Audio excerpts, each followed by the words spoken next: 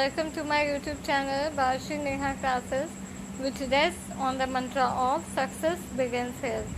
Friends, as you all know, जो मेरे channel को फॉलो कर रहे हैं कि मेरे इस चैनल पे UGC नेट JRF जून 2020 की टीचिंग एप्टीट्यूड की, लॉजिकल रीजनिंग की और सोशियोलॉजी की इंग्लिश हिंदी दोनों मीडियम के बच्चों के लिए प्लेलिस्ट ऑलरेडी चल रही है। तो काइंडली आप प्लीज़ पहले पुराने वीडियोस को जाकर चेकआउट कर लें ताकि आपको चैप्टर की कॉन्सेप्ट्स की बेहतर अंडरस्टैंडिंग हो जाए। फ्रेंड्स, आज का जो मेरा लेक्चर है वो है आपका टीचिंग एप्टीट्यूड का पार्ट 12। पार्ट 11 मैंने कंप्लीट करा दिया है, जिसमें मैंने टीचिंग सपोर्ट सिस्टम पढ़ाया था। उसमें एक चीज़ रह गई थी, वो मैं आपको फिर से बता देती हूँ। यहाँ पे देखिए, दो वर्ड्स होते हैं, एक होता है टीचिंग एड्स और एक होता है teaching support system. Teaching ads माने होता है शिक्षक सहायक सामग्री, यानी किन किन चीज़ों का टीचर उपयोग करता है पढ़ाने में।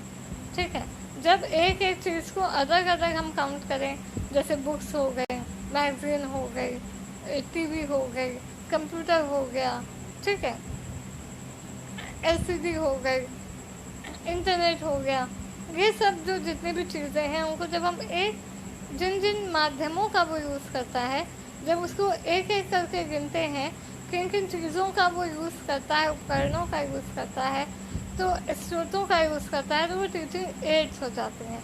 मैं टीचिंग में कौन कौन सी चीज़ें हेल्प करती हैं वो हो जाती है एड्स, यानी कि सामग्री। वही जो प्रणाली होती है यानी टीचिंग सपोर्ट सिस्टम, वो एक पूरी प्रणाली है, पूरा सिस्टम है, पूरी एक व्यवस्था है।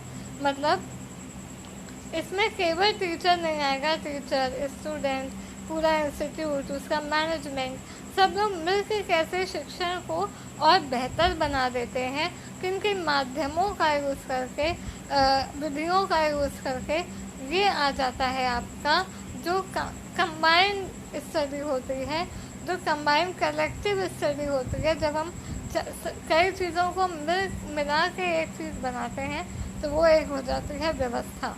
ठीक है, तो जब एक एक चीज़ों को यूज़ करते हैं, किन किन चीज़ों का यूज़ कर रहे हैं, तो वो एड्स होंगी यानी कि सामग्री होगी। और फिर किन किन चीज़ों को यूज़ करके और क्या क्या विधियाँ हैं, कैसे टीचर हेल्प कर रहा है, कैसे पूरा मैनेजमेंट हेल्प कर रहा है, पूरी एजुकेशन प्रणाली किस तरह से चल रही है उस इंस्टीट्यूट में, वो पूरा एक सिस्टम बनाता है, वो एक प्रणाली बनाता है। ठीक है, तो आज का जो लेक्चर है वो टीचिंग सपोर्ट सिस्टम का नहीं है। आज का जो है वो evaluation system and types of evaluation, यानी कि मूल्यांकन प्रणाली और उसके प्रकार पे फोकस कर रहा है। फ्रेंड्स, ये टॉपिक बहुत इम्पोर्टेंट है, तो प्लीज़ इस वीडियो को एंड तक देखिएगा। जिन बच्चों ने प्रीवियस पेपर्स देखे हैं वो जानते होंगे कि इस टॉपिक से मैथ द फॉलोइंग में और एग्जाम्पल के पॉइंट ऑफ व्यू से क्वेश्चन बहुत आ रहे हैं। हर पेपर में आया है, हर साल में आया है, जिसमें आपको कुछ एक एग्जाम्पल दे दिया जाता है और आपसे पूछ लिया जाता है कि किस प्रकार की मूल्यांकन प्रणाली है या कौन सा टाइप ऑफ इवैल्यूएशन है, या आपको गेस करना होता है। या मैथ द फॉलोइंग दिए होते हैं, डायग्नोस्टिक, समेटिव, फॉर्मेटिव, उसके फीचर्स दिए होते हैं, आपको कोड्स दिए होते हैं, कोड दिए होते हैं और आपको उसको मैच करना होता है। ठीक है, तो चलिए बिना टाइम वेस्ट किए आज का लेक्चर स्टार्ट करते हैं, आगे बढ़ते हैं। फ्रेंड्स, यहाँ पे एक बहुत ही इम्पोर्टेंट चीज़ है जो हम अभी समझ लें। फ्रेंड्स, दो वर्ड्स होते हैं, एक होता है वर्ड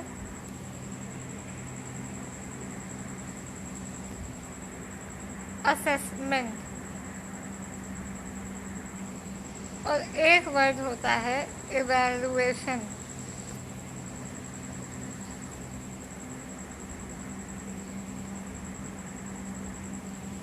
बहुत बार बच्चे कंफ्यूज हो जाते हैं दोनों वर्ड्स में। इनकी भी डेफिनेशन आ सकती है कि कौन सा असेसमेंट है, कौन सा इवैल्यूएशन है।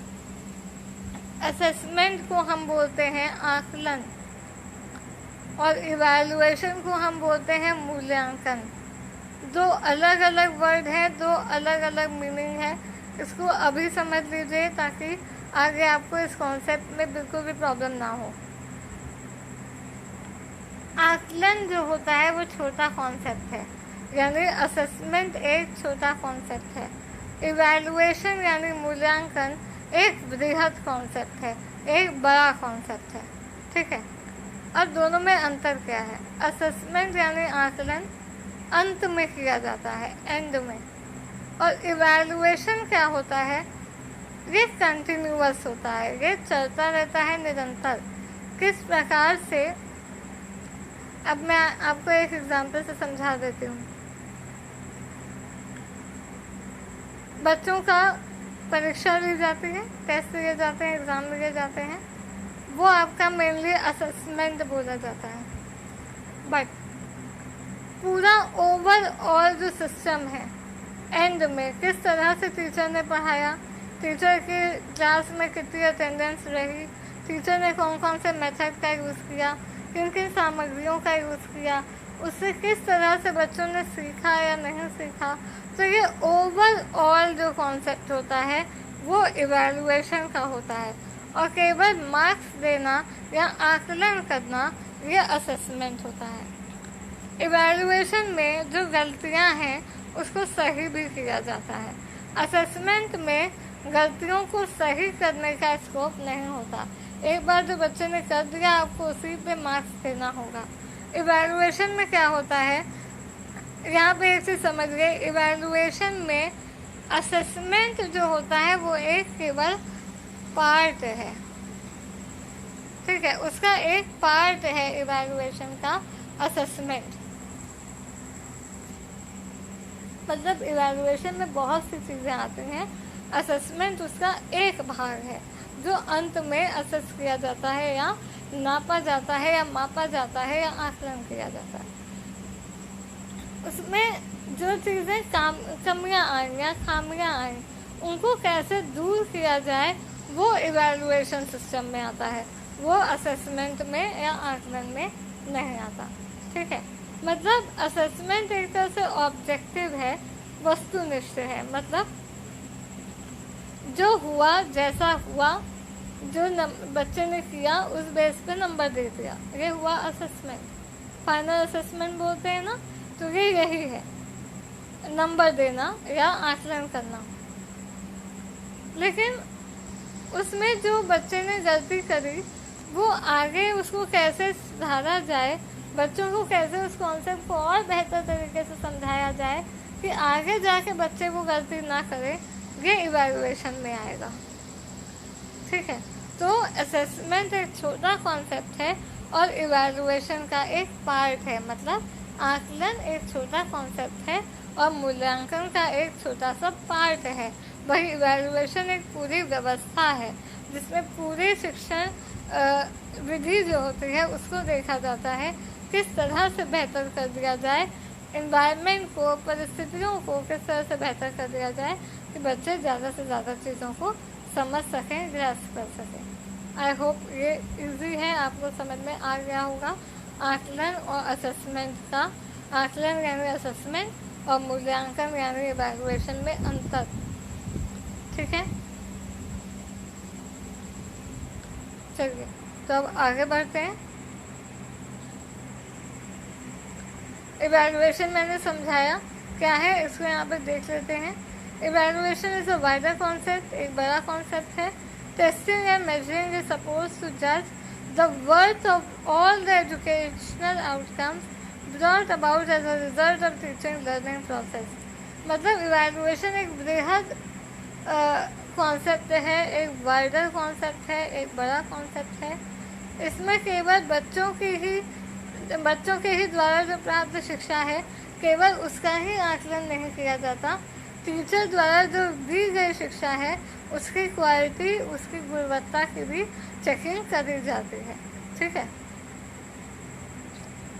Evaluation is a continuous appraisal overall, मतलब ये चलती रहती है निरंतर। इसमें अचीवमेंट नापी जाती है of the AIIMS of education, मतलब पूरी एजुकेशन व्यवस्था की क्या एम्स थे, क्या पर्पस थे, उसको जब पूरा प्रॉपर मूल्यांकन किया जाता है तो वो होता है इवैल्यूएशन।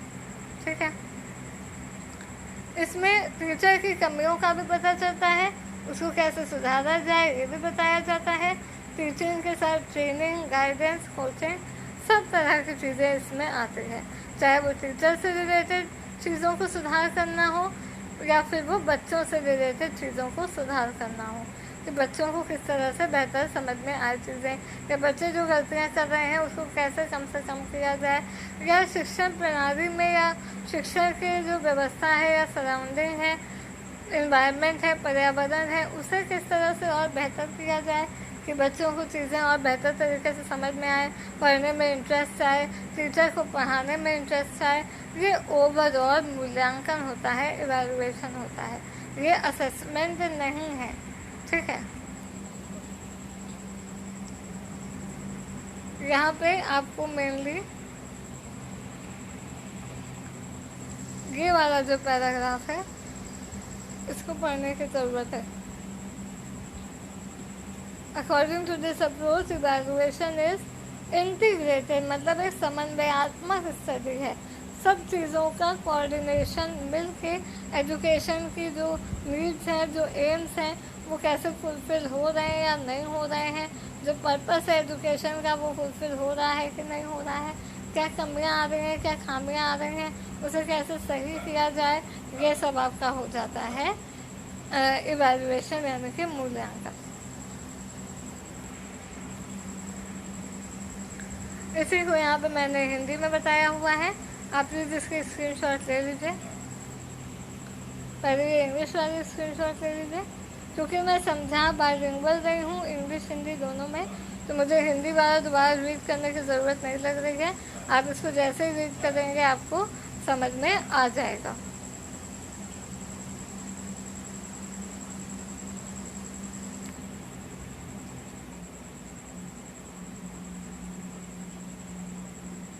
ओके, तो चलिए अब आगे बढ़ते हैं। पर्पस ऑफ इवैल्यूएशन माने मूल्यांकन का मेन पर्पस क्या होता है, उद्देश्य क्या होता है। इन पर्पसों को मतलब इन उद्देश्यों को दो भाग में बांटा जा सकता है, या तो वो एजुकेशन यानी कि शैक्षणिक हो सकते हैं या एडमिनिस्ट्रेटिव हो सकते हैं। ठीक है, एजुकेशन माने जो एजुकेशन का पर्पस है, एजुकेशन के 3 पर्पस होते हैं। पहला पर्पस होता है करिकुलम बनाना यानी कि सिलेबस बनाना, बच्चों को क्या चीज़ें समझानी हैं, क्या चीज़ें पढ़ानी हैं, ये होता है करिकुलम बनाना। मतलब हर क्लास का अलग करिकुलम इसीलिए बनता है, हर क्लास का अलग सिलेबस इसीलिए बनता है क्योंकि हर क्लास के बच्चों की मेंटल स्ट्रेंथ, मानसिक क्षमता एक जैसी नहीं होती। ठीक है, फिर होता है लर्निंग। लर्निंग मतलब टीचिंग लर्निंग एक साथ आता है। करिकुलम पहला स्टेप था, दूसरा स्टेप आएगा टीचिंग। अब उस करिकुलम को कैसे सिखाना है, कैसे बताना है बच्चों को, ये टीचिंग आ जाता है, उसका भी मूल्यांकन होता है, उसका भी पर्पस है। और फिर लास्ट है लर्निंग, मतलब जो सिखाया वो बच्चे ने कितना सीखा या कितना समझा, ये हो जाता है लर्निंग। तो ये 3 पर्पस होते हैं एजुकेशनल, शैक्षणिक, किसके, इवैल्यूएशन के, कि किस तरह से करिकुलम बनाया जाए। बच्चों को अगर ज़्यादा चीज़ नहीं समझ में आ रही है, कोर्स ज़्यादा हो रहा है, बच्चे ज़्यादा अच्छे से नहीं समझ पा रहे हैं, तो उसको इवैल्यूएट किया गया, पिछले साल का मूल्यांकन किया गया। और इसका मेन पर्पस क्या था कि अगले साल आप नया करिकुलम बनाएं, नया सिलेबस बनाएं, ताकि बच्चों को बर्डन कम हो सके और इंटरेस्ट पढ़ने में ज़्यादा हो सके। ये पहला पर्पस हुआ। दूसरा हुआ टीचिंग, कि टीचिंग को किस तरह से बेहतर बनाया जाए, वो देखना कि टीचर को क्या क्या प्रॉब्लम्स आ रही थी पिछले साल पढ़ाने में, उसका मूल्यांकन किया, जांचा, समझा, टीचरों से बात करी। तो उसका मेन पर्पस क्या था, उद्देश्य, कि आगे जाके टीचर को ये प्रॉब्लम ना आए। लर्निंग, बच्चों को क्या क्या प्रॉब्लम आ रही थी, समझने में या चीज़ों को बेहतर तरीके से ग्रास्प करने में, ताकि वो आगे जाके ये प्रॉब्लम ना आए। तो इवैल्यूएशन के, मूल्यांकन के शैक्षणिक ये 3 पर्पस होते हैं। फिर आ जाते हैं एडमिनिस्ट्रेटिव पर्पस। एडमिनिस्ट्रेटिव पर्पस में मेनली होता है एप्लीकेबिलिटी, मतलब जो बच्चे ने सीखा वो उसे एक्चुअल लाइफ में कैसे यूज़ कर सकता है, कर पा रहा है कि नहीं कर पा रहा है, ये सब देखना।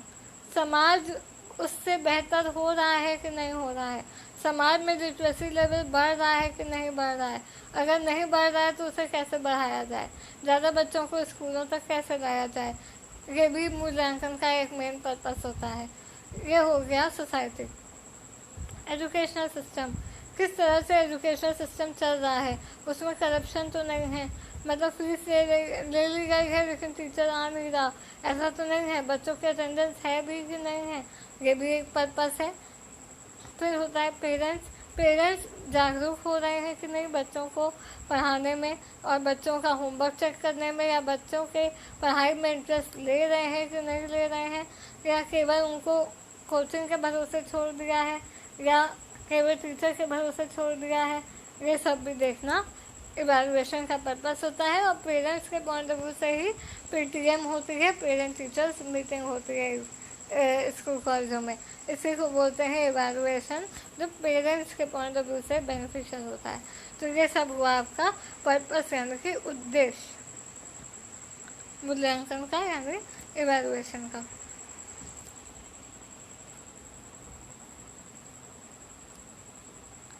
अब आ जाते हैं टाइप्स ऑफ इवैल्यूएशन में। यही मेन चीज़ है जो आपको इस इवैल्यूएशन में पढ़नी है। पहली मेन चीज़ आपको पढ़नी थी असेसमेंट और इवैल्यूएशन में क्या अंतर है, यानी आकलन और मूल्यांकन में क्या अंतर है, वो मैंने बता दिया। और अब ये दूसरी इम्पॉर्टेंट चीज़ इवैल्यूएशन में है, उसके क्या प्रकार होते हैं या कितने टाइप्स होते हैं, ये भी मैं आपको यहाँ पे पहले एक बेसिक समरी बता देती हूँ। फिर मैं आपको जो स्लाइड्स बनाए हैं वो रीड करके बता दूँगी, तो उसको आपकी बेहतर अंडरस्टैंडिंग हो जाएगी। ठीक है फ्रेंड्स, देखिए 3 तरह के इवैल्यूएशन होते हैं। डायग्नोस्टिक होता है पहला। जब आप डॉक्टर के पास जाते हैं तो वो क्या करता है, आपकी बीमारी को डायग्नोस करता है, जांचता है, पड़तालता है, पहचानता है कि आखिर बीमारी है क्या। फिर जब बीमारी पहचान लेता है उसके हिसाब से वो दवाइयाँ प्रिस्क्राइब करता है। सिमिलरली टीचिंग में भी होता है।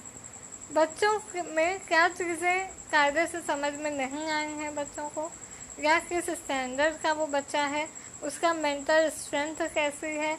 जैसे पहले बच्चों का इंटरव्यू लिया जाता है ना एडमिशन से पहले, तब देखा जाता है कि वो किस कक्षा के लिए उपयुक्त है, मतलब किस कक्षा में उसका एडमिशन किया जाए।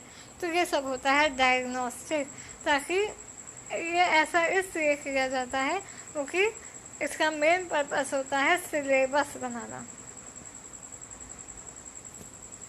ठीक है, डायग्नोस्टिक मतलब सिलेबस का प्लूरल होता है, मतलब क्या खामियां हैं उनको पहचानना और उसके लिए क्या सिलेबस बनाना चाहिए ताकि बच्चे बेहतर तरीके से इंटरेस्ट के साथ पढ़ सकें, और क्या सिलेबस बनाना चाहिए जिसे टाइमली टीचर कंप्लीट भी करा सके। सिलेबस बहुत ज़्यादा भी नहीं हो जाना चाहिए और बहुत ज़्यादा कम भी नहीं हो जाना चाहिए। ये हो जाता है डायग्नोस्टिक इवैल्यूएशन, जो टीचिंग के प्रोसेस के पहले होता है। ठीक है, सेकंड होता है आपका फॉर्मेटिव। फॉर्मेटिव में होता है, ये टीचिंग के प्रोसेस के दौरान होता है। मतलब टीचर ने आपको कॉन्सेप्ट समझाया बोर्ड पे, फिर वो तुरंत उससे आपको होमवर्क देता है, आपको वर्कशीट्स देता है, आपके होमवर्क को चेक करता है, डायरेक्ट क्वेश्चन आंसर करता है, पूछता है खड़ा कर करके कि हाँ तुमको ये चीज़ समझ में आई कि नहीं आई। तो ये फॉर्मेटिव है, यानी इसमें आपकी कैपेसिटी को बिल्ड किया जाता है, तुरंत चेक किया जाता है कि जो कॉन्सेप्ट तुरंत पढ़ाया गया है वो तुरंत आपको समझ में आया है कि नहीं। इसमें नंबर नहीं मिलते, ये हो जाता है फॉर्मेटिव। और लास्ट आता है आपका समेटिव। ठीक है, समेटिव में क्या होता है, जो अंत में, यानी कि जो आपका कोर्स कंप्लीट हो गया, कोर्स कंप्लीट होने के बाद एंड में आपके जो एग्ज़ाम्स होते हैं जिसमें आपको नंबर्स मिलते हैं, ये हो जाता है समेटिव। ठीक है, यही है पूरा क्रक्स तीनों का। और इसकी मैं इस आपको सेट दिखा देती हूँ, मैंने ऑलरेडी समझा दिया है तो और समझाने की यहाँ पे ज़रूरत नहीं है। आप डायरेक्टली इसका स्क्रीनशॉट ले लीजिए और जो भी डाउट्स होंगे आप मुझे कमेंट बॉक्स में बता दीजिएगा, मैं आपको उस पर प्रॉपर लेक्चर बना दूँगी।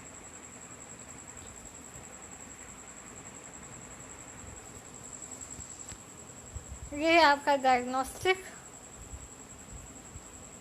इसमें दो चीज़ें ध्यान रखनी है कि टीचिंग प्रोसेस के शुरुआत में होता है और इसका मेन पर्पस होता है सिलेबस बनाना और वीकनेसेस को फाइंड आउट करना, कमियों को फाइंड आउट करना, और उसके आधार पर किस क्लास में किस लेवल पे चीज़ों को पढ़ाया जाए, सिलेबस कैसा बनाया जाए, उसका टाइम फ्रेम क्या रखा जाए, टेस्ट कब रखा जाए, कितने अंतराल पे रखा जाए, ये सब डायग्नोस्टिक होता है। इसको निदानात्मक मूल्यांकन भी कहते हैं। आई होप आपने स्क्रीनशॉट दे दिया होगा। हिंदी वाला वहाँ पे इनकम्प्लीट था, यहाँ पे कंप्लीट हुआ है, इसको आप देख लीजिए, स्क्रीनशॉट ले लीजिए। और कोई भी डाउट्स हो तो मुझे कमेंट बॉक्स में बता दीजिएगा, मैं आपके लिए नेक्स्ट लेक्चर उस पर ज़रूर बना दूँगी।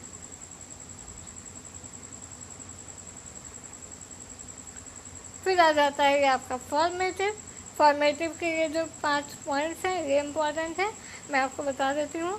पहला है स्टूडेंट की लर्निंग को मॉनिटर करना तुरंत, कि कितना उसने तुरंत चीज़ों को समझा है या नहीं समझा है। प्रश्नों को पूछना, क्वेश्चन आंसर पूछना, होमवर्क देना, वर्कशीट देना, तुरंत चेक करना, गलती हुई तो तुरंत उसको समझा देना ताकि वो आगे जाके एंड में गलती ना करे। दूसरा ऑब्जेक्टिव होता है पर्पस इसका, टू इवैल्यूएट टीचिंग इफेक्टिवनेस। इससे ये भी पता चलता है कि टीचर ने कितने अच्छे तरीके से समझाया है, तभी तो बच्चा समझ पाएगा और जवाब दे पाएगा। अगर बच्चा जवाब दे पा रहा है तो उसके दो ही कारण हो सकते हैं, टीचर ने अच्छे से समझाया है और बच्चों को अच्छे से समझ में आया है। ठीक है,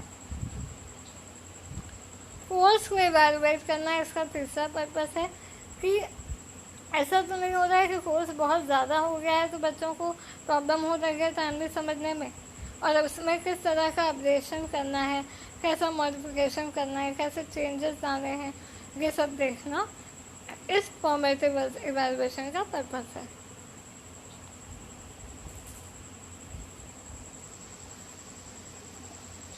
करिकुलम मटेरियल देखना, किस चीज़ों से समझाया जा रहा है। लर्निंग एनवायरनमेंट, कैसा एनवायरनमेंट था उस समय, बच्चों को समझ में आ रहा था कि नहीं, बहुत ज़्यादा शोर शराबा तो नहीं था कि बच्चों को समझ में नहीं आया।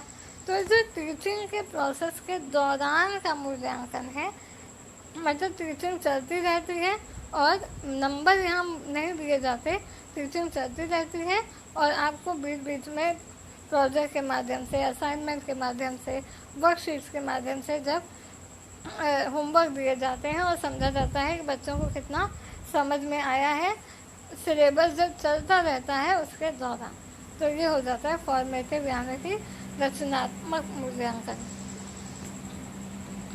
और लास्ट हो जाता है समेटिव, जो आपका एंड में जो आपके एग्जामिनेशंस होते हैं, जिनके बेस में आपका रिजल्ट बनता है, आपको डिग्री मिलती है, आपको प्रमोट किया जाता है दूसरे क्लास में, ये हो जाता है समेटिव।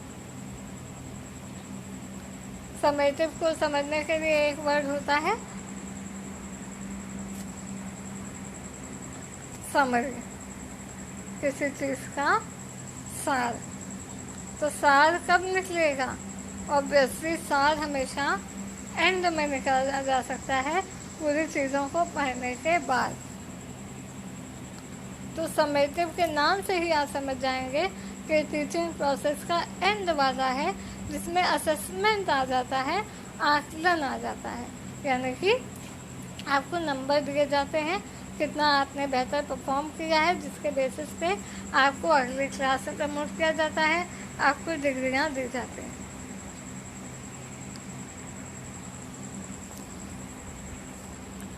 आई होप आपने स्क्रीनशॉट ले लिया होगा। तो फ्रेंड्स, यही था आज का ये वाला लेक्चर।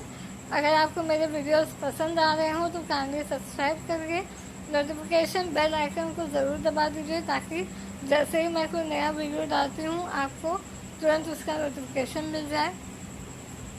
फ्रेंड्स, लाइक ज़रूर करिए और कमेंट करिए जो भी क्वेरीज हैं। अगर अच्छा लग रहे हैं लेक्चर्स तो आप गेस करिए, थम्स अप दे दीजिए। अगर नहीं अच्छे लग रहे हैं, कुछ डाउट्स हैं, तो अपनी क्वेरीज या डाउट बता दीजिए, मैं उस पर लेक्चर ले आऊँगी।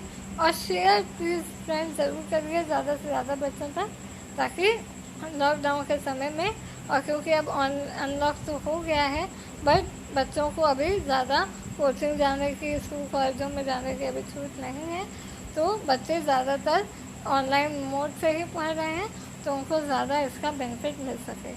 For now, thanks for watching and thank you.